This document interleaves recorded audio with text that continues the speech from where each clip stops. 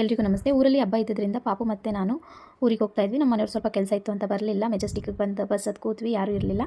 Ramanathapura reach ಆದ್ವಿ. ಅದಾದಮೇಲೆ ನಮ್ಮ ಊರಿಗೆ ಬಂದ್ವಿ. ಹಬ್ಬದಲ್ಲಿ ಎಲ್ಲರೂ ಹೋಗಾದ್ಮೇಲೆ ಲೇಟಾಗಿ ನಾನು ನಮ್ಮ ಅಕ್ಕ ಹೋದ್ವಿ. ಮಾರ್ನಿಂಗ್ ಪಾಪುಗೆ ಅವ್ರ ಅಕ್ಕ ಬಿಸ್ಕೆಟ್ ತಿನ್ನಿಸ್ತಿರೋ ಒಂದು ಕ್ಯಾಪ್ಚರ್ನ ಹಾಗೆ ಹಾಕಿದೆ. ನಮ್ಮ ಮನೆಯವರು ಬರಲ್ಲ ಅಂತ ಹೇಳಿದರು. ಸಡನ್ನಾಗಿ ಸರ್ಪ್ರೈಸಾಗಿ ಬಂದುಬಿಟ್ರು. ಅವ್ರು ಬಂದ ತಕ್ಷಣ ಕರ್ಕೊಂಡು ಹೋಗೋದೆ ಸೋಂಪುರಕ್ಕೆ. ಮನೆಗೆ ಹೋದ್ವಿ. ಅಲ್ಲಿ ಹೋದ್ರೇ ಬರೀ ಕಾಮಿಡಿ ಇರುತ್ತೆ. ಇವ್ರು ಯಾವ ಥರ ಮಾಡ್ತಿದ್ರು, ನಾಯಿನೂ ಅದೇ ಥರ ಮಾಡ್ತಾಯಿತ್ತು. ತುಂಬ ಟೈಮ್ ಸ್ಪೆಂಡ್ ಮಾಡಿದ್ವಿ ಸೋಂಪುರದಲ್ಲಿ. ಅಲ್ಲೇನೋ ಒಂಥರ ಚೆನ್ನಾಗಿರುತ್ತೆ, ಯಾವಾಗ ಹೋದರೂ ಅಷ್ಟೇ. ತುಂಬ ಕಾಮಿಡಿಯಾಗಿ ಇರುತ್ತೆ. ನಕ್ಕು ನಕ್ಕು ಸಾಕಾಗುತ್ತೆ ಅಲ್ಲಿಗೆ ಹೋದಾಗೆಲ್ಲ.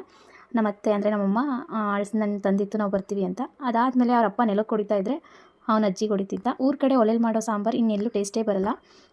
ಹಾಗೆ ಮೇಲ್ಕೋಟೆಲಿ ಪಾಪು ಬುರುಡೆ ಮಾಡಿಸೋದಿತ್ತು. ಇದೇ ಫಸ್ಟ್ ಟೈಮ್ ನನ್ನ ಹಸ್ಬೆಂಡ್ ಜೊತೆ ಬಸ್ಸಲ್ಲಿ ಹೋಗಿತ್ತು. ನಾವು ಪಂಚಮುಡಿ ಕೊಡಬೇಕಿತ್ತು, ಕೊಟ್ವಿ.